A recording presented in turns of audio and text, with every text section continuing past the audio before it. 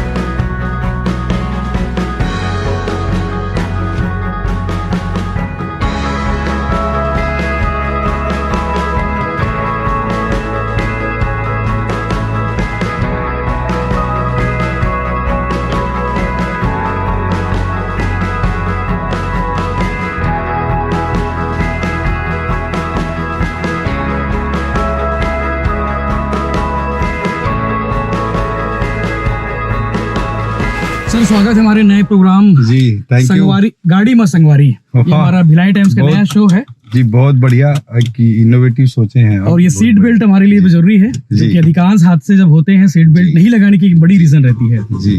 तो शुरुआत करते हैं जी। गाड़ी में संगवारी जी।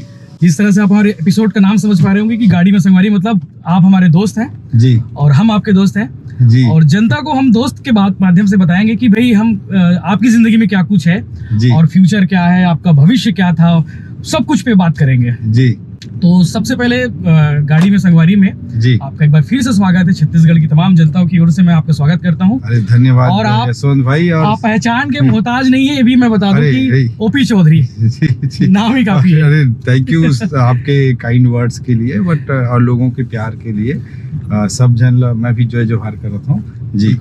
सो सर, शुरुआत ये कि बाकी आपके जो दोस्त हैं जी वो इतने पॉपुलर हो पाए हैं जितना ओपी चौधरी पॉपुलर हो पाया है? देखिए, शुरुआत दोस्तों के नाम पे करते हैं। पहला सवाल दोस्तों के नाम पे रहेगा। अब देखिए, मेरा बचपन तो एक छोटे से गांव में बीता और एक सामान्य पृष्ठभूमि से मैं आया। तो उस समय के मैं दोस्तों की बात करूं तो वो अपनी लाइफ थोड़ा अलग तरीके से जी रहे हैं। मैं किसी लाइफ को अच्छा या बुरा तो नहीं कहता, लेकिन थोड़ा सा जो सो कॉल्ड दुनिया की परिभाषा है उसमें उतने वो ऊंचे लेवल पर नहीं पहुंचे हैं। बट उनमें से कई लोग अच्छे प्रासंगिक ढंग से अच्छी तरीके से अपनी ज़िंदगी को जी रहे हैं। कोई अच्छे गुरुजी के रूप में काम कर रहा है, कोई एक अच्छा खेती वेती कर रहा है, कोई छोटे एक अभी मेरा दोस्त मिला था 3 दिन पहले, वो एक कारपेंटर का काम कर रहा है बट बहुत अच्छे से कर रहा है। तो ऐसे अपने अपने तरीके से जी रहे हैं, बट दुनिया की परिभाषा में बड़े हाई प्रोफाइल ढंग से वो नहीं बढ़े हैं। और जहाँ तक मैं बात करूँ कॉलेज फ्रेंड्स का, तो उनका लेवल थोड़ा सा और अलग लेवल पे काम कर रहे हैं। और दिल्ली में जो दोस्त बने आईएएस की तैयारी के दौरान, या मसूरी में दोस्त बने जो आईएएस बनने के बाद, तो उनका लेवल, उनका काम करने का तरीका थोड़ा अलग है। और कई लोग बहुत बड़े लेवल पे भी काम कर रहे हैं। कई जान पहचान के लोग आज बड़ी बड़ी कंपनी खड़ा कर लिए, जिनके 200, 300, 400 करोड़ पर साल का प्रॉफिट भी है। ऐसे नए इनोवेशन के थ्रू, नए स्टार्टअप के थ्रू ये जी। तो बातचीत होती है दोस्तों से कभी कभी, मतलब आप नॉर्मली बातचीत करते तो, चूंकि अब तो आप ब्यूरोक्रेट से पॉलिटिशियन बन चुके हैं, प्रदेश महामंत्री भाजपा संगठन, तो ये बड़ी चीज है, बड़ी जिम्मेदारी है जी। तो बातचीत होती होगी, तो आप लोग क्या पॉलिटिक्स बारे में बात करते हैं कि यार ओपी गलत फैसला ले लिया, डिसीजन ले लिया, इस पे कोई बात होती होगी? देखिए, कनेक्ट तो मैं सबसे रहता हूँ, अपने गांव के समय के दोस्तों से, स्कूल टाइम के, कॉलेज टाइम के कई लोगों से संपर्क में हूँ। और जो मसूरी के दोस्त हैं या दिल्ली के समय के दोस्त हैं या इस तैयारी के समय के, सबसे संपर्क में हूँ। और उनमें जो भी मेरे को करीब से जानते हैं, उनको पता ही है कि मैं थोड़ा अलग डिसीजन लेता हूँ, ज़िंदगी को थोड़ा अलग नज़रिए से देखता हूँ और एक अलग तरीके से जीता हूँ। तो इसलिए उनको कोई बड़ा ज़्यादा आश्चर्य नहीं होता, जो बहुत करीब से मेरे को जानते हैं, कि थोड़ा सा अलग करने वाला मैं शुरू से रहा हूँ। और एक दोस्त मेरा भी पिछले बार बोल रहा था कि ओपी और संघर्षों का नाता लगातार बना रहता है। संघर्ष या तो ओपी के पास आते रहते हैं, और अगर संघर्ष ना आ रहे हो तो संघर्ष के पास ओपी चला जाता है। संघर्ष को पार भी कर लेते, चैलेंज को स्वीकार कर। नहीं, definitely I love to face challenges. मैं अच्छा लगता है मेरे को, और खुशी होती है, एक आत्मसंतुष्टि होती है जब हम संघर्षों के साथ जीते हैं। उसी जीने का एक पर्पज है। जब बात संघर्षों की हो रही है, तो शुरुआत के दिनों के संघर्षों के बारे में बताइए। मतलब वो तो बचपन की कहानियां सबको शायद पता हो, बहुत लोगों को शायद नहीं मालूम हो कि वो जो बचपन में आप जाते थे, फादर एक्सपायर हुए, उसके बाद जो संघर्ष शुरू हुआ, स्कूल, वो बताओ। जी, एक्चुअली क्या है, गांव में 80s के दशक में, 80 के दशक में, 90 के दशक में, मतलब गांव में विकास तो नहीं था। गांव में रायगढ़ खरसिया के पास है ना? हाँ जी, रायगढ़ और खरसिया के बीच में है। रायगढ़ से करीब 18 किलोमीटर पड़ता है। और तो वहाँ पर गांव है मेरा बायंग, वहाँ पे हम रहते थे। और उस समय मतलब गांव में काफ़ी उस तरह की समृद्धि नहीं थी, और गांव में लोगों के पास ज़मीन होती थी लेकिन उसकी कीमत नहीं होती थी, ज़्यादा वैल्यू नहीं होती थी। तो इसलिए गांव में गरीबी काफ़ी हद तक थी, और लोग सामान्य जीवन ही जीते थे। वैसे ही हम भी जीते थे। 7.5 साल का लगभग मैं था तब मेरे पिताजी का निधन हो गया था, और मेरी माँ एक सामान्य गृहिणी थी और 4ठी क्लास तक मात्र पढ़ी हुई है। तो उन्होंने मतलब काफ़ी अच्छे से मेरे को परवरिश की, काफ़ी अच्छे तरीके से आगे बढ़ाने में मेरे को पूरा अपना जीवन झोंक दिया। और उस समय की जो संघर्ष की बातें हैं, मैं कई फोरम पे बोल चुका हूँ कि मतलब ऐसी स्कूलों में हम पढ़ते थे जहाँ पे 6, 7, 8 जहाँ मैं पढ़ा हूँ, वहाँ पे खपरेल की छत थी, और जैसे ही बारिश का मौसम आता था तो तुरंत मतलब पानी गिरता था, क्लास भर जाती थी पानी से, और छुट्टी हो जाया करती थी। तो हमें बड़ी खुशी होती थी इससे। ऐसा कुछ नहीं लगता था कि हालात थे। हाँ, लेकिन ऐसा नहीं लगता था कि हमको हमारी पढ़ाई नहीं हो पा रही। उसमें तो बाल मन होता है, बच्चा होता है आदमी, तो बड़ा मजा आता था, चलो छुट्टी मिल गई, मौका मिल जाता। हाँ, और उस समय तो ना मतलब वो प्यून भी नहीं होता था स्कूल में, तो मोस्टली बच्चे ही घंटी बजाते थे। हाँ, घंटी बजाते थे और स्कूल खोलते थे, और स्कूल की चाबी भी हम ही लोगों के पास रहती थी मोस्टली, कक्षा नायक, साला नायक के पास। तो कई बार कम पानी गिरा रहता था तो हम लोग पहले ही पहुंच जाते थे वहाँ पे, पहले ही पहुंच जाते थे और देखते थे कि पानी भरा है कि नहीं। पानी भरा नहीं भरा है तो वो बोरिंग से ढेंच ढांच के भर देते थे कई बार। अच्छा, ऐसे भी हुए? कैसे भी करते थे, और कई एक आध बार हम पकड़ा भी गए थे वैसे करते हुए टीचर से। तो ये सब होता था। और जहाँ से मैं 9 to 12 पढ़ा, नंदिली गांव है, वहाँ पे जब मैं 12th क्लास में था तो हमारे एक लेक्चरर थे पूरे स्कूल में। लेक्चरर की दृष्टि से देखें तो न फिजिक्स का लेक्चरर, न केमिस्ट्री का लेक्चरर, न बायो का लेक्चरर, न मैथ्स का लेक्चरर, न हिंदी का लेक्चरर, केवल एक इंग्लिश के लेक्चरर थे। वन मैन आर्मी वैसा था सिनारियो। और स्कूल तो बड़ा मतलब खराब स्थिति में होते थे उस समय। आपके 12वीं में नंबर कितने थे? ये बारहवीं- पूछते होंगे ना बाकी लोग भी हाँ, पूछते होंगे, definitely क्योंकि मेरा- आईएएस है तो लोग पहला सवाल तो ये जी। रहता होगा कि भाई क्या कितने नंबर आए थे 12वीं में? हाँ, मेरा मतलब एग्जैक्ट परसेंटेज तो मैं भूल गया हूँ, बट एमपी में उस समय मेरा 22nd रैंक था। अच्छा 22nd, हाँ, एमपी में 22 रैंक आना तो बड़ी जी, बात है। जी। तो वो तो उस तरह का था, अच्छा था, मतलब टॉपर रहे होगे। टॉपर अगर था, हाँ, अगर हाँ। सीजी अगर रहता अलग तो नो डाउट हाँ, फर्स्ट नहीं, सेकंड थर्ड और टॉप अच्छा, 10 जो भी मेरिट तो लिस्ट में रहते हैं। वो एक था, मतलब बट वैसे सिनारियों में मैंने 12th क्लास तक की पढ़ाई की, बट ना जैसे मेधावी रहे शुरू से। हाँ, पढ़ने में अच्छा था, मैं बहुत मेहनती था, बहुत सिंसियर था। और पिताजी के डेथ के बाद ना मैं बहुत ज़्यादा सिंसियर हो गया था कि लाइफ में कुछ करना है, ये मन में था। और एक इंसिडेंट मैं आपको जरूर शेयर करना चाहूँगा कि जब मैं करीब 10-11 साल का था तो माँ के पेंशन के लिए हम लोग रायगढ़ जाते थे। माँ का पेंशन कलेक्टेड जाते थे। कलेक्ट्रेट जा पहले बीओ ऑफिस जाते थे, वहाँ पे हमारा काम नहीं हो पा रहा था। तो एक दिन कलेक्ट्रेट गए, तो फिर वो डीओ को, डिस्ट्रिक्ट एजुकेशन ऑफिसर को डांटा कलेक्टर ने कि इनका पेंशन क्यों नहीं बन रहा है। तुरंत बन गया, तो मेरे को लगा भाई ये कलेक्टर तो बड़ा तोप चीज होता है, यही बनना बड़ा चाहिए। जलवा है। हाँ, तो ये बनना चाहिए मेरे को लगा। और उसके बाद मैं मतलब लगातार उस जुनून के साथ उस पैशन को फॉलो करता रहा, उस ड्रीम को फॉलो करता रहा। और वो मतलब रायगढ़ में मैगजीन लेने चल दिया करता था, बस से फिर ट्रेन से, ऐसे वो कंपटीशन सक्सेस रिव्यू, क्रॉनिकल, प्रतियोगिता दर्पण वगैरह मैगजीन आती थी, उनको खरीदने के लिए तो पढ़ने का जो शौक है वो शुरू से रहा है। और ये सब चीजें पढ़ना जो है वो जी। कॉम्पिटिटिव एग्जाम के लिए जी, एक तरह से काफी टानिक का काम है। डेफिनेटली। उसके बिना आप मतलब समझ नहीं पाते कि आखिर करना क्या है, करना क्या है। मैगजीन, अखबार पढ़ना, करंट टॉपिक जी। पे जानना। अखबार तो बहुत ज्यादा नहीं पढ़ते थे, प्रैक्टिस उस समय कम थी, लेकिन जी, मंथली मैगजीन जरूर। करंट अफेयर भी। आप लबासना भी गए थे हाँ फर्स्ट ईयर में जी, कि आप कि देखने गए थे कि आईएएस जहाँ बनते हैं, जहाँ ट्रेनिंग होती है, जी। वो लबासना क्या है, वो जी। क्या चीज होती है, जी। क्या हुआ था? शायद आपको गार्ड ने रोक दिया था। हाँ, कुछ ऐसा कुछ कहानी है। हाँ, हाँ, बिल्कुल। क्या हुआ था? एक्चुअल में मैं यहाँ से गया, ये छत्तीसगढ़ ट्रेन पकड़ के दिल्ली, और दिल्ली में उतरे हम। फिर वहाँ से आप अकेले गए थे कि? एक दोस्त था मेरा, तो ISBT inter state bus terminal जो दिल्ली का था, वहाँ पे गए। वहाँ से बस पकड़ के देहरादून गए, और देहरादून में वहाँ पे रुके, रात को पहुंचे थे, एक लॉज में रुके। और अगले दिन सुबह एक जीप पकड़ के, जीप से हम मसूरी गए। अच्छा। मसूरी में हम घूम रहे थे पूरा, कैंपटी फॉल और गार्डन है एक, क्या भूल जा रहा हूँ मैं, कैंपटी फॉल, अलग अलग पॉइंट्स पे हम गए।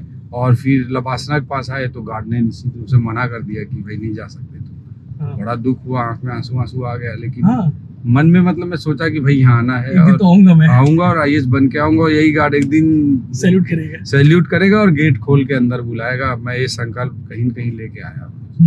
जी। आपकी जिंदगी में दो बड़े फैसले, मतलब एक शायद फादर की अनुकंपा नियुक्ति आपको मिल रही थी, जी, आपने ठुकरा दी, हाँ, आईएएस बने। जी।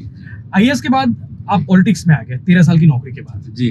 2005 में आपने आईएएस क्लियर किया, और शायद छत्तीसगढ़ के पहले आईएएस है। हाँ, छत्तीसगढ़ राज्य बनने के बाद। राज्य बनने के बाद तो दो डिसीजन, एक तो अनुकंपा नियुक्ति क्यों ठुकराए थे आप, और ठुकरा के आईएएस बने थे, और आईएएस बनने के बाद आप पॉलिटिक्स में आए हो।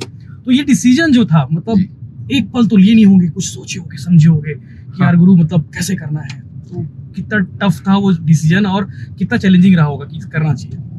एक्चुअली लोग अभी आईएएस छोड़ना को बहुत कई लोग बड़ा टास्क मानते हैं। लेकिन इससे भी बड़ा चैलेंज मेरे लाइफ में वो था जब मैं 12th क्लास के बाद अनुकंपा में मिल रही सरकारी नौकरी को नहीं किया था। और उस समय सरकारी नौकरी मतलब बहुत बड़ी चीज, भली चपरासी क्यों ना हो, और गांव के एक सामान्य परिवार के व्यक्ति के लिए। और उस समय गांव नौकरी भी उस समय काफी कम मिलते थे, गरीबी भी गांव में ज्यादा होती थी, जमीनों के रेट नहीं थे, कुछ नहीं था। तो उस समय मतलब करना बड़ी बात थी। लेकिन मेरी माँ जो 4th क्लास पढ़ी, उन्होंने भी मतलब तय किया कि भाई, उन्होंने ही कहा कि बेटा कुछ बड़ा करो, कुछ अच्छा करो। तो मैंने सोचा कि ठीक है, जिंदगी में मतलब कुछ अलग करने की कोशिश करनी चाहिए। और क्योंकि आप जहाँ से टेक ऑफ करते हैं ना, टेक ऑफ पॉइंट लाइफ में बहुत इंपॉर्टेंट होता है। आप बहुत ऊपर में जाकर टेक ऑफ करेंगे तो ऑटोमेटिक आपका जो छलांग लगाने की ऊपर में क्षमता होगी ज्यादा हाइट होगी। हम नीचे हाइट से स्टार्ट करेंगे तो निश्चित रूप से एक लिमिटेड हाइट तक ही जा पाएंगे। तो स्टार्टिंग पॉइंट, लॉन्चिंग पैड जो होता है बड़ा इंपॉर्टेंट होता है। तो इस पॉइंट ऑफ व्यू से मैंने वो डिसीजन लिया कि चलो लाइफ में रिस्क लेना है, अच्छा करना है, मेहनत करना है। और वो चांस लिया था मैं। और घर के जो सेविंग थे, माँ की जो सेविंग वगैरह थी, उन्होंने वो मेरी पढ़ाई के लिए लगाया। और मैं बड़ा वो रिस्की होता है कि भाई आप सब लगा रहे हो और कल कुछ नहीं हुआ, तो ऐसे मन में कई बार आते थे विचार, लेकिन फिर भी अपने आप के ऊपर भरोसा था, जुनून था कि जरूर कुछ अच्छा करेंगे, और ये डिसीजन लेकर मैं वहां गया। और इसके बाद जब आईएएस हो गए, बहुत यंग एज में सेलेक्ट हो गए, अब यहाँ पे काम किया अच्छे 23 से, साल रही होगी ना? लगभग 23 की 23 साल एज थी IAS मेरी select जब हुए। आईएएस सेलेक्ट हुआ। वन ऑफ द यंगेस्ट था मैं इंडिया में। और तो हो गए तब, जब उस तो कॉन्फिडेंस काफी बढ़ गया लाइफ को लेकर। यहाँ 13 साल काम किए, यहाँ काफी लोगों से दोस्ती हुई। मैंने मतलब ब्यूरोक्रेसी में रहते हुए बहुत दोस्त बने मेरे, प्रदेश में बहुत दोस्त बने, बहुत पर्सनल रिलेशंस डेवलप हुए। तो वो सबसे आपका कॉन्फिडेंस लेवल काफी बढ़ जाता है। और फिर मैंने सोचा कि भाई 13 साल हो गया, मैंने अच्छे तरीके जब तक नौकरी किया पूरी शिद्दत से किया। आप रायपुर में देखेंगे तो तेलीबांधा प्रोजेक्ट हो कि नालंदा लेकिन चर्चा परिसर हो जी, दंतेवाड़ा की ज्यादा चर्चा होती है, क्योंकि वो अपने आप में एक्सेप्शनल था। उस जगह पे क्रिएट करना एक बड़ा चैलेंज था, बट मैं अपने चॉइस से दंतेवाड़ा गया था। हाँ। जी, अपनी जब ऑर्डर आया होगा तो आप देखे होंगे, मतलब आप पूछे? नहीं, मैं पहले पूछा गया था। तो मेरा जब कलेक्टर बनने का टाइम आया तो मैं एक दिन सीएम साहब से एक प्रेजेंटेशन देने गया था। रायपुर म्युनिसिपल कमिश्नर हुआ करता था, तो मैंने उनसे बोला था कि सर आप, दूसरे मेरे बैचमेट कलेक्टर बनने चालू हो गए थे, डॉक्टर रमन सिंह जी सीएम। हाँ, वो सीएम थे। तो मैंने उनको बोला था कि सर जब भी मेरे को आप कलेक्टर बनाएंगे तो मुझे दंतेवाड़ा का बना दीजिएगा। हाँ। तो उन्होंने बड़े बड़ा आश्चर्य हुआ कि सब ये तो जगह से भागते हैं, ये कैसे जाना चाहता है। उन्होंने बोला भी सब तो इसको पनिशमेंट मानते हैं, तुम क्यों जाना चाहते हो? तो मैं कुछ अच्छा करके दिखाना चाहता हूँ सर, वहां पे मेरे मन में था। तो फिर उन्होंने हंसे काफी, और बाद में मेरी जब पोस्टिंग हुई 2-4 महीने बाद, तो उन्होंने दंतेवाड़ा ही किया था मेरा पोस्टिंग। तो आई वाज वेरी हैप्पी। और वहां पे मैं गया और वहां के सिचुएशन, कैसा था उस समय? मतलब नक्सलवाद तो एक तरह से उस समय चरम पे, पीक पे था। हाँ जी, उसी समय बड़ी बड़ी घटनाएं लगभग हर 1-2 महीने में हो जाती थी। हर 1-2 महीने में बड़ी घटना होती थी, और बहुत ज्यादा चैलेंजेस थे, मतलब काफी वायलेंस था। बट लोगों को, मतलब जो एजुकेशन सिटी हम बना रहे थे उसपे मेरे को मारने का भी पर्चा फेंका गया था, और इसलिए आप AK-47 लिख सोते थे। हाँ, मतलब एक पीरियड आया जिसमें मेरे को बहुत साइकोलॉजिकली प्रेशर में तो था मैं मन से, कि कभी भी मेरे ऊपर अटैक हो सकता है, ये लगता था, क्योंकि मेरे को खिलाफ पर्चा फेंका गया था। तो ये डर लगता था कि कभी भी कुछ भी हो सकता है, लेकिन उसको मैं कभी रिफ्लेक्ट नहीं किया, क्योंकि आपकी टीम, आप खुद कलेक्टर होते हो, और आप खुद ही मतलब कहीं ना कहीं अपनी साइकोलॉजिकल फियर को आप रिफ्लेक्ट करोगे तो सबका मनोबल गिर जाएगा। तो I never reflected that thing. और मैं मतलब बट अलर्ट जरूर रहता था कि कभी भी कुछ हो सकता है, फायरिंग हो सकती है, कभी भी अटैक हो सकता है। I was alert. तो वो रहा, बट मैंने देखा कि ये सब पर्चा वर्चा फेंका गया, वो सब हुआ, लेकिन हमेशा मैंने लोगों के दिल को जीतने की कोशिश की।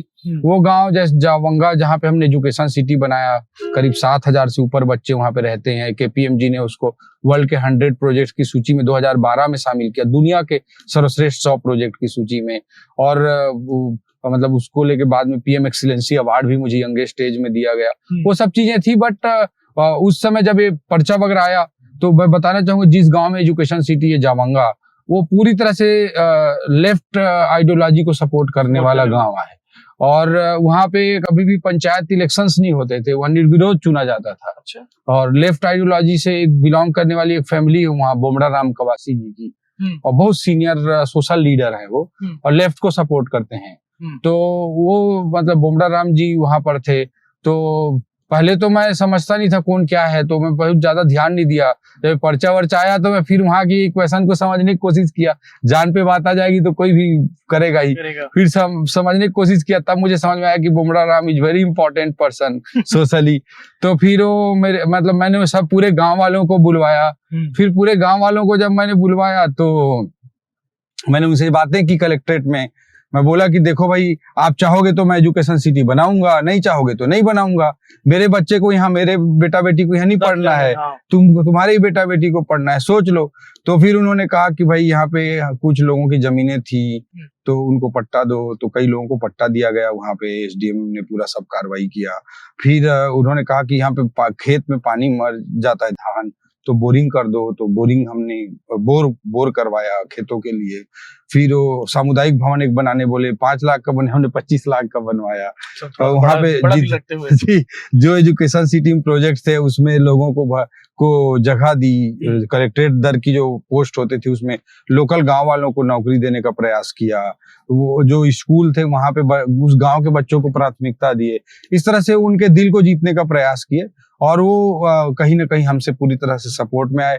बाद में बोमड़ा राम कवासी जी जो पूरी तरह लेफ्ट आइडियोलॉजी को बिलोंग करते हैं, उन्होंने भी पूरे प्रोजेक्ट में हम लोगों को सपोर्ट किया। उस प्रोजेक्ट का इनॉग्रेशन स्पीच भी मैंने उन्हीं से दिलवाया और ही सपोर्टेड लाइक एनीथिंग। कि बाद में वही गांव वाले ही और बोमड़ा राम जी प्रोजेक्ट को ओन करने लगे कि हमारा प्रोजेक्ट है, तो फिर ऑटोमेटिकली काम आसान हो गया। और मैंने यही देखा समझा कि लोगों के दिलों को जीत करके ही हम कुछ बड़ा काम कर सकते हैं। आप जब दंतेवाड़ा में थे उस समय AK-47 लेकर सोते थे, मतलब इतना ज्यादा खतरा था कि उस समय मतलब पर्चा तो ज्यादा फेंक ही दिए होंगे लोग। हाँ। डर मतलब उसको कैसे करते थे? एक्चुअली क्या होता था, मेरे को लगता था कि भाई बाहर जाते थे तो बोला जाता ना कि to fight guerrilla be a guerrilla. Guerrilla warfare में, छापामारी युद्ध पद्धति में अगर आपको बचना है तो आपको भी गुरिल्ला बनना पड़ेगा। सेम। तो मैं बाहर जाता था तो काफी वो रहता था, कैजुअल कपड़े पहनता था, छोटे मोटे कार में चला जाता था, कोई कारकेड नहीं रहता था। मैं अगर भिलाई जा रहा हूँ तो कारकेड को बिलासपुर की तरफ भेज देता था। अच्छा। इस तरह से बहुत सारी चीजें करते थे हम लोग। लेफ्ट साइड में ना चला के राइट साइड में गाड़ी को चलाते थे वहाँ, क्योंकि ब्लास्ट होता है तो लेफ्ट साइड उड़ता है। हाँ। तो राइट साइड में गाड़ी को चलाते थे, ऐसी चीजें करते थे। बीच में गाड़ी बदल लेते थे, रूट बदल लेते थे। तो मतलब आपका आइडेंटिफिकेशन ना हो, वही आपकी सबसे बड़ी सेफ्टी होती है गुरिल्ला वारफेयर एरिया में। अच्छा। तो गुरिल्ला वार में वही सबसे बड़ी सेफ्टी होती है। तो आइडेंटिफिकेशन ना हो, इसको लेकर के मैं फोकस करता था पूरी तरह से, जितना कुछ कर सकते थे पूरा करता था। लेकिन मेरे को लगता था कि भाई लास्ट में आप दिन भर तो बचते रह सकते गुरिल्ला बन के, लेकिन लास्ट में तो आप अपने बंगले में आओगे ही आओगे। हाँ। तो आपको कोई अगर टारगेट कर ही लेगा कि हाँ अटैक करना है, घर ही करेगा, तो घर में भी तो कर सकता है, ये मेरे को लगता था। तो इसलिए मैं बंगले की सेफ्टी पे बहुत ध्यान देता था, क्योंकि कुछ हिस्ट्री रही भी है वहाँ पे अटैक की। उड़ीसा में एसपी के मतलब पुलिस लाइन पे अटैक हमला हुआ था, पूरा पुलिस लाइन को लूटा गया था। 1998 में गीदम में थाने को लूटा गया था। कई सीआरपीएफ कैंप में भी अटैक हुए पहले, शायद रानी बोदली में हुआ था। तो ऐसे मतलब एर्राबोर के कैंप में अटैक हुआ था, सोलोजडूम कैंप में। तो इस तरह के बेस पर भी अटैक होने की हिस्ट्री रही है। तो मेरे को लगता था कि बंगले में भी अटैक तो हो ही सकता है अगर अटैक करना हो उनको। तो इसलिए मैं तो काफी देर तक जगते थे, 1:30 बजे 2 बजे रात के बाद ही सोते थे हम लोग उस समय, क्योंकि मैंने पूरी हिस्ट्री खंगाली कि कब अटैक होते हैं तो कब किस टाइम पे अटैक होता है। तो पूरी हिस्ट्री मैंने देखा 1:30-2 बजे के बाद ही, सॉरी 12 बजे के पहले ही अटैक होता है। रात में जब भी अटैक होता है नक्सली एरिया में, मतलब किसी बेस कैंप पे, तो ये अनुभव आया कि वो 11-12 बजे तक के पहले हो ही जाता है, क्योंकि उनको पूरा अटैक करके पूरा समेटना भी है, इंसिडेंट को अंजाम देके फिर उनको वापस इतना दूर भाग जाना है सूरज उगने से पहले कि वो मतलब एक ट्रेस करने के लिए। हाँ, तो इसलिए उनका रहता 11-12 बजे तक। तो इसलिए सेफर साइड हम लोग 1:30-2 बजे के बाद ही सोते थे। अच्छा, 1:30 बजे तक रात कट जाए। हाँ, 1:30-2 बजे के बाद तो फिर ये लगता था कि हाँ अब कुछ नहीं होगा, अब कुछ नहीं होगा टाइप। तो हम लोग ऐसी ये ध्यान रखते थे। फिर जो संतरी होते थे, मतलब जो हमारे बेस थे, बहुत सारे संतरी ऊपर में जो मचान बना रहता है उस पे रहते थे। एसपी का और मेरा बंगला एक साथ था, तो वहां पे रहते थे। तो उनकी मैं लगातार जांच करते रहता था रात में, कई बार 1 बजे 1:30 बजे। एक बार एक जवान सो गया था एसपी के बंगले का संतरी ऊपर में, मचान में। आपके बंगले से लगा रहा होगा? हाँ, दोनों को बाउंड्री वाल कॉमन था, मतलब लगा हुआ था, तो उसमें भी मैं जाके देखता रहता था। तो वहां पे एक बार सो गया था, तो उसका मैं AK-47 लेके आ गया था। तो ऐसी चीजें करते रहते थे, मतलब वो टेंशन में आ गया, वो तो मतलब उसको लगा कि मैं टर्मिनेट हो गया करके। लेकिन उनको ये मालूम था कि कलेक्टर साहब बीच बीच में घूमते हैं, तो वही लेगा। हाँ, तो मॉनिटरिंग था। हाँ, मॉनिटरिंग था वो। तो ये सब चलता था। और फिर लास्ट में हमने सोचा कि चलो कभी अंदर घुस ही आए, बंगले के अंदर आ ही गए और घुस ही गए। तो मतलब मैं बेडरूम में, मैं और मेरा एक फ्रेंड सोते थे एक ही बेडरूम में, एक रूम में। तब मेरी मैरिज वैरिज भी नहीं हुई थी, और दोनों एक साइड में एक AK-47 रखते थे। अच्छा। और मेरे बेडरूम के जस्ट बाहर, मतलब घर के अंदर ही बेडरूम के जस्ट बाहर 2 जवान सोते थे। वो 2 AK-47 रखे रहते थे। वो मेरे सबसे ट्रस्टवर्दी लड़के थे। और हमने अंदर से एक सीढ़ी बना रखी थी ऊपर जाने के लिए, और कभी बंगले पे अटैक हो ही गया तो आखिरी में हम वो 2 जवान और हम 2 4 लोग अंदर से ऊपर चले जाएंगे, और ऊपर में हमने एक स्पेस बनाया था पूरा कवर करके, बैरक बनाया हुआ बैरक था बना के। घर के ऊपर में। कैसे अटैक करना है, कैसे हाँ। डिफेंड करना है उसको। हाँ, तो कम से कम उसमें हम चले जाएंगे, और 4 लोग रहेंगे, 4 लोग पास 4 AK-47 रहेगा, तो हम लोग काफी Secure रहेंगे। काफी हद तक मतलब चीजों को बिल्कुल। मैनेज कर सकते हैं। दंतेवाड़ा सर जब निकले होंगे आप विदाई लेके, जब आपका ट्रांसफर हो गया रायपुर, शायद दंतेवाड़ा के बाद रायपुर थी अगली पोस्टिंग। मैं मतलब DPR बना था, पब्लिक रिलेशन ऑफिसर DPR था, मीडिया उसका भी का अलग, इंचार्ज उसका भी बना। अलग ही काम है ना। हाँ, वो और इलेक्शन था तो इसलिए ज्यादा इम्पोर्टेंट मीडिया मैनेजमेंट संभालने से हाँ, वो लेके इलेक्शन के टाइम इलेक्शन पर। के टाइम पे तो पत्रकारों से, बड़ी क्योंकि जिम्मेदारी। आप क्योंकि मीडिया फ्रेंडली थे तो हाँ। शायद उस पोस्ट के लिए आपको सही समझे होंगे। बट बहुत जूनियर था, बट कैसे CM साहब ने और उस समय की रिजीम ने सोचा मेरे को, आई डोंट नो, बट उन्होंने मेरे को चुना, और बड़ी बात थी मेरे लिए। उस समय बहुत यंग था मैं, बहुत जूनियर था उस समय। आप शादी की बात कर रहे थे, थोड़ा शादी पे बात कर लेते हैं। लव मैरिज, शायद लव कम अरेंज, जी तो वो कहानी क्या है? शायद बहुत कम लोग शायद आप इसके बारे में ज्यादा बताते ही नहीं है। जी। लेकिन ये जो शो है ना, जी। गाड़ी में संगवारी, एकदम हाँ। फॉर्मल शो है। जी। संगवारी हो, मैं आपका छोटा भाई हूँ, दोस्त जी। जो वो समझो, जी तो दोस्ती वाली थोड़ी बात करते हैं उस पर। हाँ, कैसे? नहीं ठीक है। एक्चुअली जब मैं म्युनिसिपल कमिश्नर था रायपुर में, जी। तो मैं चीफ गेस्ट बनकर गया था। मैं और अमित कटारिया साहब मेरे एक बेस्ट सीनियर थे, बड़े अच्छे दोस्त हैं मेरे। तो हम दोनों चीफ गेस्ट बनकर गए थे मेडिकल कॉलेज रायपुर में। रायपुर मेडिकल। तो वहीं अदिति पढ़ती थी मेडिकल कॉलेज में, और वहीं हम लोग पहली बार मिले थे। और मैं उनके बारे में जानता था क्योंकि उनका बेस हमारे गांव के पास का ही एक गांव है, अच्छा। तो उनके बारे में जानता था, बट मैं मिला नहीं था कभी। तो फिर वहीं से हम मिले, और फिर धीरे धीरे बातें बढ़ी। तो फिर बड़ा अच्छा एक स्टेज था लाइफ में, फील होता है कि जब आप हवा में उड़ रहे हैं टाइप का। तो उस तरह का फेज था, और काफी अच्छे से मैं उस जिंदगी को भी, उस लम्हों को भी जिया। और बड़ा उस समय कुछ नहीं लगता था कौन क्या बोलेगा, क्या सोचेगा। आप कमिश्नर थे? हाँ, मैं म्युनिसिपल कमिश्नर था रायपुर का। मैं कभी सोचता भी नहीं था। और एक्चुअली कई बार तो ऐसा भी हुआ कि मतलब मुझे लेने जाना हो और मेरे पास और कोई दूसरी गाड़ी नहीं, आप तो मैं कमिश्नर 02 लिखी वाली गाड़ी रही? हाँ, तो एम्बेसडर गाड़ी हो, एम्बेसडर थी मेरे पास। तो एम्बेसडर गाड़ी को लेकर भी मैं कई बार हॉस्टल के पास पहुंच गया। हाँ। ऐसा भी होता था। एक बार बाढ़ आई हुई थी, और मैं तो साथ में था मैं, तो अचानक बाढ़ आ गई रायपुर में। मैं बाहर, हाँ मतलब मैं बाहर गया हुआ था दीदी के साथ, और मोबाइल ऑफ था मेरा, और यहाँ पे अचानक बाढ़ आ गई बहुत जोर से। सब खोज रहे हैं कमिश्नर कहाँ है। तो फिर जब पता चला बाढ़ आ गई तो मुझे बड़ा बुरा भी लगा कि अरे यार, जिम्मेदारी। लेकिन फिर भी ऐसे फेज होते थे, और मतलब ये सब चलता रहता था, होता रहता था। और मतलब एक अलग ही मतलब रहा बढ़िया। हाँ, लाइफ का एक अलग ही फेज था। एंड आई रियली अच्छी बात है कि आप कॉलेज के दिनों में लव नहीं करके वर्किंग के दिनों में लव किए, बड़ी बात है। उस चीज के लिए टाइम निकालना आपको, मतलब आपका शहर भी देखना था उस समय, हाँ, और ये भी देखना था। जी, जो तो खैर एक फेज होता है, वो कभी भी हो सकता है इंसान के साथ। तो कभी भी हो सकता है, और बट हर चीज को, हर जिम्मेदारी को अपने को समझना चाहिए। बिल्कुल। तो शादी कर ली एक आध साल बाद, 2 साल बाद? 3-4 साल बाद मैरिज हुई हमारी। हाँ, क्योंकि वो पढ़ाई कर रही थी। हाँ। तो हम उनको मेडिकल कंप्लीट किया, फिर उन्होंने UPSC दिया, तो मैरिज बाद में हुई हमारी। और घर में वो भी इंडिपेंडेंट सोच की है, मैं भी इंडिपेंडेंट सोच का हूँ। तो दोनों घर वालों ने अप्रिशिएट किया, तो कोई इशू नहीं था। बढ़िया। वो भी दौर था, मतलब अलग ही। हाँ, निश्चित रूप से उस जीवन हमेशा यादगार रहते, मतलब उस जिंदगी को ही मैं जिया हूँ जी। अब जब कलेक्टर थे, रायपुर कलेक्टर, आप जब इस्तीफा देने जा रहे थे, तो ये ख्याल पार्टी वालों की ओर से आया था, ऑफर आया था, कि आपका कॉल था कि मैं राजनीति जाऊंगा? नहीं, देखिए मतलब कहीं ना कहीं मेरे को बात की गई, तो फिर मैं ऑफर दिया गया। मतलब ऑफर क्या, मतलब कहा गया कि एक वेल विशर के रूप में कि अगर तुम पब्लिक लाइफ आगे अगर जीना चाहते हो तो आप ज्वाइन कर सकते हो, इस तरह से कहा गया। और मैंने उसे एक्सेप्ट किया। देयर वाज नो कंडीशन, मैंने कोई कंडीशन नहीं रखा कि राज्यसभा जो ये होगा वो होगा, मैंने कोई कंडीशन नहीं रखा। पब्लिक लाइफ जीना है, तो फिर आई डिसाइडेड कि I will go with BJP।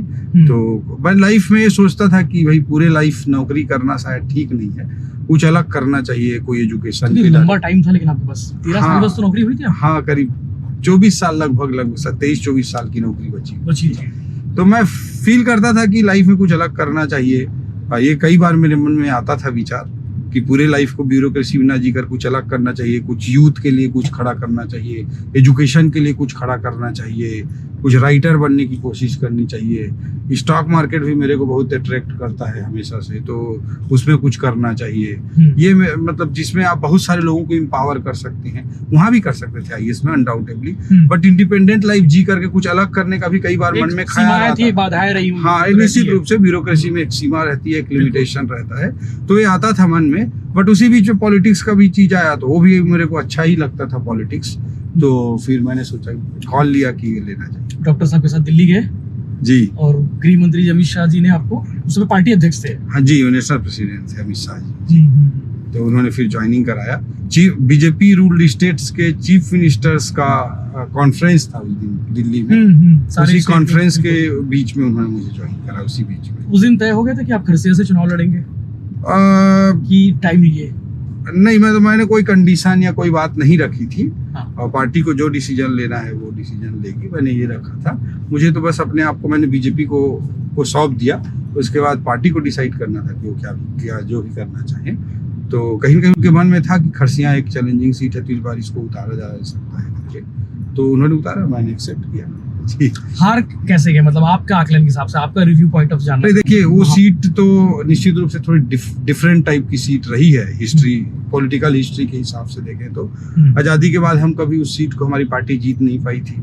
वहाँ से दिलीप सिंह जूदेव जी को भी चुनाव वो भी हार गए थे। लखीराम अग्रवाल जी को भी हार का सामना करना पड़ा था। इमरजेंसी के टाइम में भी वो एरिया से कभी बीजेपी इमरजेंसी के टाइम में भी नहीं जीती थी। और जब हार की बात करें हम, तो जो हार का अंतर था 1990 के बाद हर चुनाव में हार का अंतर बढ़ता जा रहा था। अच्छा। 1990 में 3600 की हार थी, 93 में शायद 17,000 की थी, 98 में वो 19,000 हो गई थी, 2003 में शायद वो 27,000 हो गई थी, फिर 2008 में समथिंग 33,000 हो गई थी, 32-33,000, फिर 2013 में करीब 40,000 हो गई थी। तो हार का अंतर भी बढ़ता जा रहा था। और कांग्रेस के लिए आपके समय हमने 16,000 पे आई 40 से, गड्ढे का थोड़ा सा, हाँ, 24,000 का मार्जिन कम हुआ। और ये उस दृष्टि से देखें तो 2013 की तुलना में 18 में 22,000 वोट बढ़े खरसिया में, जो बीजेपी की दृष्टि से 90 सीटों में सबसे ज्यादा वोट वहीं बढ़े। अरे ग्रेट जी। तो अब चेहरा भी आपका इम्पोर्टेंट रहा, तो 77,000 वोट मिले, जो बीजेपी के पॉइंट ऑफ व्यू से 7th हाईएस्ट वोट थे 90 सीटों में। बट ये सब कैलकुलेशन का पॉलिटिक्स में ज्यादा मायने नहीं होता है। जीत होती है, हार होती है। सही है जी। तो अभी क्या प्लान है, मतलब खरसिया को लेके, कि खरसिया रिपीट है कि कोई और सीट, सेफ सीट देख रहे हैं ओपी चौधरी? नहीं, देखिए क्या है, पॉलिटिक्स आप बीजेपी जैसी पार्टी में करते हैं तो आप अपने आप को बीजेपी को सौंप दिया आपने, उसके बाद जो भी आपसे काम लेना है, जो भी आपको जिम्मेदारी देनी है, उसका पूरा डिसीजन पार्टी का होता है। तो मैं मतलब बीजेपी को अपने आप को सौंप दिया हूँ। अभी मेरे को प्रदेश महामंत्री का, स्टेट जनरल सेक्रेटरी का दायित्व है, तो उस पर आपको ईमानदारी से काम करना होगा, तो मैं कर रहा हूँ। जहाँ तक मेरा सवाल है कि मुझे चुनाव लड़ना है, नहीं लड़ना है तो कहाँ से लड़ना है, ये सब चीज़ें पार्टी ही डिसाइड करेगी। पार्टी जो डिसीजन लेगी मैं उसके हिसाब से काम करूँगा। आपकी जिंदगी में फेलियर भी इम्पोर्टेंट पार्ट रहा लाइफ में? जी। फर्स्ट अटेम्प्ट में आप 12 नंबर से शायद चूक गए थे। सेकंड अटेम्प्ट आपने पास कर लिया, ठीक ठाक रैंक लेकर आगे आईएएस बन गए। जी। राजनीति में भी फर्स्ट अटेम्प्ट आप फेल हो गए हो जी, तो सेकंड अटेम्प्ट जो है जी शायद बहुत बड़ा रोल निभाने वाला है आपकी लाइफ में। नहीं, देखिए, मैं तो लाइफ को पास फेल ये सब के दायरे से बाहर मानता हूँ। लाइफ बहुत बड़ी चीज होती है, हमारी जिंदगी बहुत बड़ी चीज है। कोई एक एग्जाम या एक इलेक्शन, लॉजिक है एक, हाँ, मैं समझ गया, बट ये सब को बहुत ज्यादा मायने नहीं रखता। मैं हमेशा अपने एफर्ट्स को एंजॉय करता हूँ, अपनी कोशिशों को एंजॉय करता हूँ, और मैं अपना बेस्ट एफर्ट करके, बेस्ट कोशिश करके हमेशा खुश रहता हूँ। तो वो इम्पोर्टेंट है मेरे लिए। और निश्चित रूप से वहाँ पर मैं फर्स्ट अटेम्प्ट के बाद सेकेंड अटेम्प्ट में सेलेक्ट हुआ था, या यहाँ पर मैं अभी फर्स्ट अटेम्प्ट मतलब पहले इलेक्शन में हार गया। बट लोगों ने जितना मुझे प्यार दिया, जितना वोट दिया, जिस तरह से 90 सीटों में सबसे ज्यादा वोट बढ़े, उससे मैं अपने आप को, दुनिया की नज़र में जीत हार हो सकती है, लेकिन मेरी नज़र में मैं अपने एफर्ट से, अपनी कोशिशों से सेटिस्फाइड तब भी था, आज भी हूँ, आगे भी रहूंगा। तो आई एंजॉय माई एफर्ट्स, मैं अपनी कोशिशों को एंजॉय करता हूँ। पास फेल, ये सबको, सक्सेस फेलियर, ये सबको ऊपर उठकर जिंदगी जीने पे विश्वास करता हूँ और हर चीज को मैं एक्सेप्ट करता हूँ, हर चीज को एंजॉय करता हूँ। आप बोल रहे थे कि पार्टी को आपने अपने आप को सौंप दिया है जी। पार्टी ने आपको टिकट दिया जी अभी आपको महामंत्री बना दिया जी एक चर्चा और होती है आपके बारे में कि यार ओपी चौधरी को महामंत्री बनाना मतलब बड़ी बात थी जी। तो एक फेस आपको बना के रखे हैं सीएम वाला अरे वाह, खुद को कितना मानते हो ये बताओ तो नो अभी तो आप तो वो डिप्लोमेसी जवाब दोगे कि यार नहीं मैं पार्टी जाने आला कमान लेकिन क्या लगता है मतलब खुद को नहीं लगता कि मैं कभी खुद फेस हो सकता हूँ देखिए मैं तो उस पर सोचता ही नहीं एक्चुअल में, मतलब अपना काम जो भी पार्टी दे उसको ईमानदारी से करो, एंजॉय करो काम को, उसी पे मैं भरोसा करता हूँ। आज मोदी जी के लीडरशिप में देश में इतने बड़े परिवर्तन के लिए काम हो रहा है, एक विकासशील देश को विकसित राष्ट्र बनाने के लिए जिन विजनरी चीजों की जरूरत है वो सारे स्टेप मोदी जी ले रहे हैं। तो एक महायज्ञ पूरे देश में चल रहा है, उस महायज्ञ में अपनी आहुति हम लोग, पार्टी जो दायित्व तय करता है, संगठन जो दायित्व तय करता है, उसके अनुसार अपनी आहुति देते जा रहे हैं। उस महायज्ञ के में आपको कौन सी भूमिका दे दी जाए वो आप सारे भूमिकाओं को निभाने के लिए मेंटली मैं प्रिपेयर्ड रहता हूँ। और जैसे आज संगठन का काम है, संगठन का काम करेंगे, आपको कोई इंटेलेक्चुअल वर्क देंगे, इंटेलेक्चुअल वर्क करेंगे, जनता के बीच में बूथ में जाकर काम करो बोलेंगे, जनता के बीच में जाकर पदयात्रा करेंगे। तो आई एंजॉय माई वर्क। इसमें मोदी जी के इतने बड़े मिशन में हम कहीं भी कोई रोल प्ले कर रहे हैं, I am happy with that. नहीं, चूंकि सीएम के बारे में इसलिए बात होती है आपके चेहरे पे, आपको ये बताते भी होंगे, आपके दोस्त यार बोलते होंगे कि यार सीएम फेस हो तुम, कहीं कोई वो नहीं है, क्योंकि बीजेपी के जो बाकी जो सीनियर नेता है वो शायद उनको एक्सेप्ट नहीं कर रहे लोग, इसलिए बहुत सारे लोग नेता हार गए, बहुत सारे नेता हार गए थे। जो लोग बचे हैं वो नए चेहरे हैं या तो कुछ एक आध दो के पुराने लोग हैं। तो पुराने चेहरे को लेके मतलब आपका क्या ओपिनियन है? क्या वाकई में पुराने चेहरों को अब रेस्ट की जनने की जरूरत है? अब थोड़ा भैया मार्गदर्शक मंडल में रहो, आप मार्गदर्शन करो, यूथ की टीम बैठी, हम जैसे लड़कों की फौज बैठी है, जो आप कर रहे हैं। नहीं, एक्चुअली देखिए बीजेपी बहुत बड़ी पार्टी है, बहुत बड़ा संगठन है और इसमें डिसीजन लेने के लिए हमारे बहुत सारे बहुत अनुभवी लोग दिल्ली में हमारे राष्ट्रीय स्तर पर बैठे हुए हैं। तो इट्स देयर पार्ट, उनका काम है ये सोचना कि किसको क्या भूमिका देनी है, ये उनका काम है, ये हमारा काम नहीं है। तो जो हमारा काम नहीं उस पर मैं दिमाग नहीं लगाता। और भारतीय जनता पार्टी एक अलग पार्टी है, एक अलग संगठन है, इसमें सब कोई चाहे सीनियर हो जूनियर हो, संगठन जिसको जो भूमिका देता है उसको इजीली एक्सेप्ट करते हैं। अभी कांग्रेस में हमने देखा कि गहलोत साहब को नेशनल प्रेसिडेंट बनाने वाले थे और बगावत कर दिए। ऐसा भारतीय जनता पार्टी में एटलीस्ट भारतीय जनता पार्टी में सिचुएशन आपको नहीं देखने को मिलेगा। तो क्या तो तत्काल आदिवासी दिवस के दिन आदिवासी अध्यक्ष बदल दिए जाते हैं, उसके बाद प्रदेश प्रभारी जिस दिन उनका कार्यक्रम होता है उसी दिन वो भी बदल दी जाती है। देखिए हम ये भी कॉल वाला है बड़ा, तो इसके लिए भी जिगरा चाहिए ना कॉल लेने के लिए। डेफिनेटली बीजेपी के पास हर डिसीजन लेने का जिगर है और इसको हमको पॉजिटिव वे में देखना चाहिए। हमारा पार्टी का हर व्यक्ति उसको पॉजिटिव वे में देखता है। विष्णुदेव साय जी ने बड़े सम्मान के साथ उस चीज को स्वीकार किया। विष्णुदेव साय जी को पार्टी ने लगभग 3 बार पार्टी का प्रेसिडेंट बनाया, 5 बार सांसद रहे, विधायक रहे, केंद्रीय मंत्री रहे। तो पार्टी ने वो हमेशा बोलते हैं, मैं तो उनके गृह लोकसभा क्षेत्र से आता हूँ और बड़े करीब उनके रहता हूँ, तो हमेशा बोलते हैं कि पार्टी ने मुझ गांव के एक छोटे से कार्यकर्ता को बहुत जिम्मेदारी, बहुत सरल है, देवतुल्य व्यक्ति हैं और सब चीजों पार्टी को बड़ा सम्मान देते हैं। और वो कहते हैं कि पार्टी के कारण में जो हूँ, पार्टी के कारण हूँ। उनके मन में बड़ा इसको लेकर स्वीकार्यता है। तो ये सब चलता रहता है। देखिए कोई पार्टी में पद बदलता है, भाई यहाँ कोई पद होता नहीं है एक्चुअल में यशवंत जी, यहाँ पद नहीं दायित्व होता है। तो जो दायित्व के रूप में आप स्वीकार करेंगे ना किसी चीज को, तो आप क्या बदल रहे हैं, क्या कर रहे हैं, उससे कोई ज्यादा फर्क पड़ता नहीं है। कितने लोग हैं जो बीजेपी में, इस संगठन में मतलब पूरा जीवन खपा दिए, जिनको कुछ नहीं बने, ना बनने की चाह रखे। नानाजी देशमुख जैसे लोग थे जो अपने 60 का जब एज हुआ वो एकदम शीर्ष पर थे और उन्होंने रिटायरमेंट की घोषणा कर दी। और उन सब बड़े नेताओं को भी छोड़िए, आप हर गांव में जाएंगे तो कितने सारे लोग होंगे जो जिन्होंने इस विचारधारा के लिए अपने आप को खपा दिया और उन्होंने कभी सोचा भी नहीं कि हमें क्या बनना है, क्या नहीं बनना है। जिन्होंने 1951 में जब जनसंघ के समय ने चालू किया था, श्यामा प्रसाद मुखर्जी जी ने कैबिनेट मंत्री के पद को छोड़कर, कुर्सी को छोड़कर ये पार्टी चालू की थी 10 लोगों के साथ। वो तो कुर्सी का लोभ रहता तो वो कैबिनेट मंत्री के पद को छोड़ के थोड़ी आते। तो वो लोग 2 सीटों से शुरुआत कर रहे हैं। 1952 3 सीटों के साथ शुरुआत, 1952 में 3 सीटें मिली जनसंघ को, तो वहां से यात्रा चालू की। दूर दूर तक सत्ता उनको दिखती नहीं रही होगी, सरकार उनको दिखता नहीं रहा हो, तब भी वो एफर्ट करते रहे। क्यों?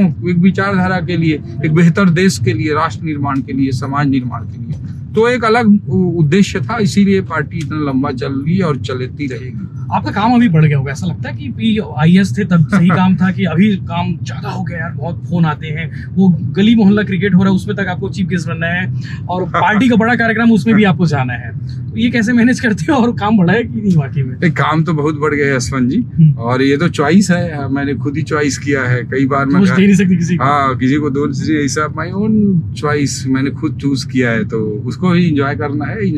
लाइफ है, जितनी जिंदगी ईश्वर ने दी है उसको अच्छे से जिए और लोगों के, समाज के साथ कुछ अच्छा कर सके, यही ख्वाहिश रहती है। और कोई भी रोल हो उसको एंजॉय करो। आपके बाल हमेशा ऐसे ही बिखरे रहते हैं कि आप कंघी करते नहीं करते? शायद आपके बारे में कुछ सुना हूँ कि आप शायद कंघी नहीं करते, ऐसे बस हाथ से ऐसे फेरे निकल। बचपन से कभी कंघी नहीं किया मैं, मतलब ऐसे ही बाल को ऐसे फेरता हूँ मैं, और वैसे ही चलता है जी। बाथरूम सिंगर भी हो, गाना ना गाते हो कभी? कुछ गाना होना तो नहीं गाता मैं, गाना नहीं गाता बहुत ज्यादा जी। कई लोग रहते हैं ना कि मंच मिलता है तो एक बार थोड़ा सा गुनगुना लिया जाए। नहीं, कभी मन करता होगा चलो भाभी के लिए गाया होगे गाना, आप क्या गाना गाए होगे? गाना तो मतलब ऐसा भाभी रूठ गई हो कभी इस बात को लेके, आपको मनाने का मौका मिला हो? हमने तो मनाया भाई अपनी वाइफ को, हम तो गाना गा के मनाया, कई बार ऐसा हुआ है, तो आपको भी मौका मिला होगा तो? वो कभी कभी अदिति सही है। तो परफेक्ट एग्जाम्पल बॉलीवुड में ऑलरेडी है, उनका नाम भी अदिति है, और अदिति वो फिल्म में भी रूठी रहती है, तो कभी कभी अदिति कभी तो अच्छा लगता है करके। मैं गाना तो गा नहीं पाता, तो मैं यूट्यूब से ही चालू कर देता हूँ उसको। ये ले आपके लिए गाना से तो इस टाइप का रहता है। कभी कोई फेवरेट वो लगा होगा गाना, कभी लगता है गाना अच्छी है यार, कभी किसी विषय पे गुनगुनाते होगे मन में, कभी चुपचाप अकेले रहते होगे तो क्या गाते हो? मैं आपसे गाना गवाना चाह रहा हूँ हमारे दर्शकों के लिए। सॉरी, एक्चुअली कुछ चीजें होती हैं जिसे आप लाइफ में बिल्कुल नहीं करना चाहते हो, गाना वाला पार्ट है, तो इसमें मेरे को। सर ये तो बातें हो गई जी, विस्तृत आपकी दिनचर्या, जीवन काल पे, दर्शन काल पे जी। एक रैपिड फायर वाला भी हमारे पास एक वो है, सेगमेंट है जी। मतलब इसमें आपको हाँ या ना में जवाब देने पड़ेंगे, कोशिश करूंगा जी। हाँ, और मतलब ये रैपिड फायर में बस हाँ या ना में, हाँ ना में ना जी। आपको लंबा डिस्क्रिप्शन नहीं देना कि यार ये नहीं ऐसा नहीं। पहला सवाल ये है कि क्या खुद को आप सीएम फेस मानते हैं? हाँ या ना? अभी नहीं। ठीक है, हाँ या ना नहीं, मतलब अभी नहीं वाला एक सवाल है। ठीक है। भाजपा के बुजुर्ग नेताओं को क्या रिप्लेस करने की जरूरत है और युवाओं को मैदान पे लाने की जरूरत है? एक कॉम्बिनेशन की जरूरत है। बढ़िया डिप्लोमेसी जवाब है। क्या ओपी चौधरी खरसिया से ही चुनाव लड़ेंगे या फिर कोई सीट चेंज कर देंगे, कोई सेफ सीट देख लेंगे? पार्टी तय करेगी। ये भी अच्छा आपका हाँ ना बोल के। देश के सर्वश्रेष्ठ पीएम कौन है आपके नजरिए से? प्रधानमंत्री नरेंद्र मोदी या फिर पूर्व प्रधानमंत्री भारत रत्न अटल बिहारी वाजपेयी जी? दोनों का अपना अपना एक वैशिष्ट है। क्या भूपेश बघेल आपको लगता है कि सर्वश्रेष्ठ छत्तीसगढ़िया मुख्यमंत्री हैं? छत्तीसगढ़ियावाद के नाम पे तो जनता को धोखा दे रहे हैं। अच्छा, चलो अब इस पे बात कर लेते, थोड़ा सा 2 मिनट ज्यादा नहीं छत्तीसगढ़ियावाद को लेके। लेकिन बीजेपी पे आरोप लगता है कि वो बाहरी लोगों को ज्यादा सपोर्ट करती है, ज्यादा लोगों को वो करती है। छत्तीसगढ़ियावाद अभी जैसे कि आप लोग, आपकी पार्टी भी कर रही है, अरुण साहू को प्रदेश अध्यक्ष बना के साहू समाज को मैनेज करना, आप छत्तीसगढ़िया फेस हो, बड़ा छत्तीसगढ़िया फेस हो, और केदार कश्यप जी आदिवासी है, तो एक गुड कॉम्बिनेशन बनाने की कोशिश सब पार्टी कर रही है। तो मतलब फिर काहे का आरोप लगता है कि अभी कर रही है ना? 15 साल तक जब सरकार में थी तब नहीं थे, ऐसा करके आरोप लगता है। देखिए, आप देश भर की राजनीति को ले लीजिए, छत्तीसगढ़ की राजनीति को ले लीजिए, भारतीय जनता पार्टी सबको प्रतिनिधित्व देने पे भरोसा करती है। मतलब एससी समाज से राष्ट्रपति बनाए मोदी जी, भारतीय जनता पार्टी, कोविंद साहब को दोबारा उनको राष्ट्रपति चुनने का मौका मिला, तो आदिवासी समाज से एक महिला को, द्रौपदी मुर्मू जी को उन्होंने राष्ट्रपति बनाया, जो 50 सालों तक शासन करने के बाद भी कांग्रेस ने तो नहीं बनाया। तो ओबीसी समाज से देश को प्रधानमंत्री दिया है भारतीय जनता पार्टी ने। चाहे कैबिनेट में प्रतिनिधित्व की बात करें तो मतलब रिप्रेजेंटेशन को अगर कोई तरजीह देता है तो भारतीय जनता पार्टी देता है, क्योंकि ये कोई परिवारवादी पार्टी नहीं है, पूरे समाज के पूरे कार्यकर्ताओं की पार्टी है। तो इसलिए ये सबको प्रतिनिधित्व देने पर भरोसा करती है। और जहाँ तक छत्तीसगढ़ राज्य का बात है, छत्तीसगढ़ राज्य का निर्माण अगर किसी ने किया तो भारतीय जनता पार्टी ने किया। कांग्रेस को तो 40 साल तक मौका मिला था, उन्होंने छत्तीसगढ़ राज्य तो बनाया नहीं। आज इनको जब गवर्नेंस इनका पूरा कोलैप्स हो गया है, जब ये करप्ट एनार्की छा गई है, माफिया राज छा गया है, कोयला में, शराब में, रेत में, सीमेंट में, यूरिया में, भर्ती में, रोजगार में, तब जाके ये एक इमोशनल कार्ड खेलने की कोशिश कर रहे हैं जिससे लोग उनको वोट दे दें।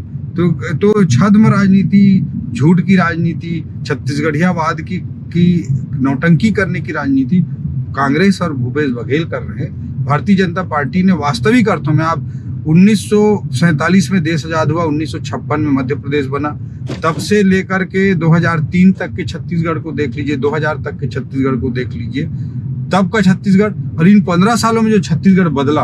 कई बार हम बदलाव को उतना महसूस 10-12 साल हो जाता है तो कहीं न कहीं भूलने लगते हैं। 15 साल पहले का हम 15-20 साल 25 साल पहले का हम छत्तीसगढ़ याद करते हैं। मैं भी गांव में रहता था, कितनी गरीबी थी, कोई सड़कें नहीं थी, बिजली नहीं था, लालटेन से हम लोग भी पढ़ाई करते थे, वो सड़क में पूरे गिट्टी के बोल्डर पड़े रहते थे और हर चौक पे पंचर की दुकान होती थी। हम स्कूल जाते थे, हफ्ता में 1 बार 2 बार हमारा साइकिल जरूर पंचर हो जाता था। वो था हमारा छत्तीसगढ़, जिसको अगर किसी ने बदला तो भारतीय जनता पार्टी ने बदला। तो छत्तीसगढ़ के वास्तविक कल्याण और विकास की राजनीति अगर किसी ने की है तो भारतीय जनता पार्टी ने की है। पहले पसिया पी करके लोगों को रहना पड़ता था, नमक बहुमूल्य वनोपजों के लिए नमक के बदले में हमारे वनवासी भाई दे देते थे, केवल नमक के लिए। पीडीएस की व्यवस्था घर घर तक अगर किसी ने पहुंचाया तो भारतीय जनता पार्टी ने पहुंचाया। किसानों का कर्ज में दबा रहता था, वो सोसाइटी से जो भी लोन मिलता था 12-15% पे लोन मिलता था जब भाजपा नहीं आई थी, तो उसको 0% पे अगर किसी ने लाया तो भारतीय जनता पार्टी ने लाया।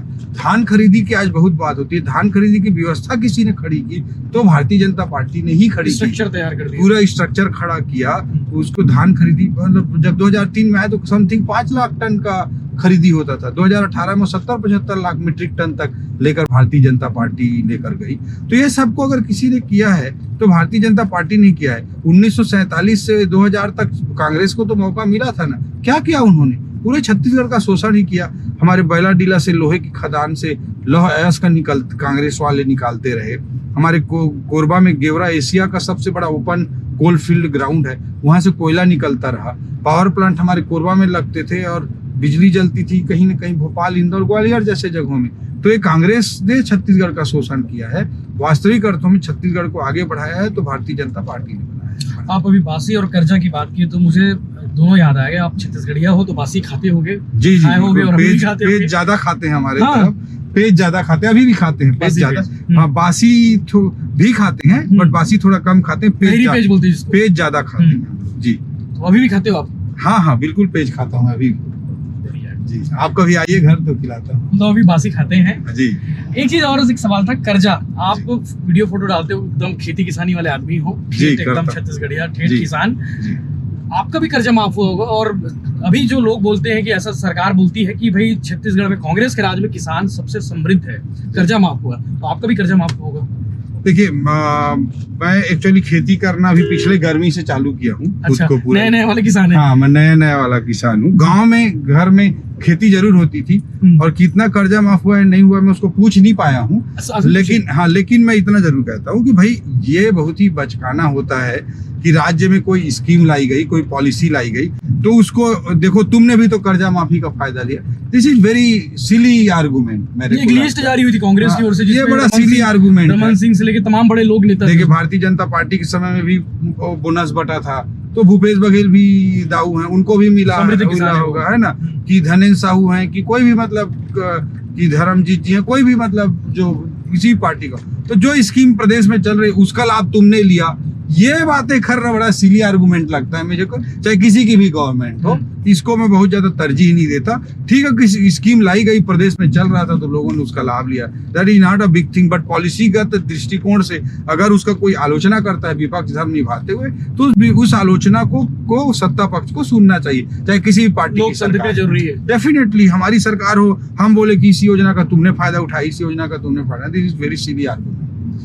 तो उठाएगा ही कोई, बिल्कुल, जब प्रदेश में चल रहा है तो क्यों नहीं उठाएगा, वेरी सिंपल। गाड़ी में संगवारी में बस इतना ही, क्योंकि बहुत लंबा इंटरव्यू हो गया है, जी। आपको देखना भी है पूरा इंटरव्यू, जी, तो आगे बिल्कुल। फिर कभी बात करेंगे। जी। अच्छा, कल्याण कॉलेज वाला सेगमेंट छूट गया आपका, भिलाई में थे, वो वाला थोड़ा सा ज्यादा नहीं, डेफिनेटली वो क्या दौर था? देखिए, मैं 12वीं जब पास हुआ तो इंजीनियरिंग में मेरा बहुत जगह सिलेक्शन हुआ था, बिट्स पिलानी भी शायद मैं जा सकता था उस समय, वो चॉइस तो था ही मेरे पास। तो बट मैं इंजीनियरिंग में बहुत जगह सेलेक्ट हुआ था, बट मैंने वो सब को छोड़ के यूपीएससी के पॉइंट ऑफ व्यू से केवल यूपीएससी फोकस तैयारी करने का निर्णय लिया और कल्याण कॉलेज में एडमिशन लिया था।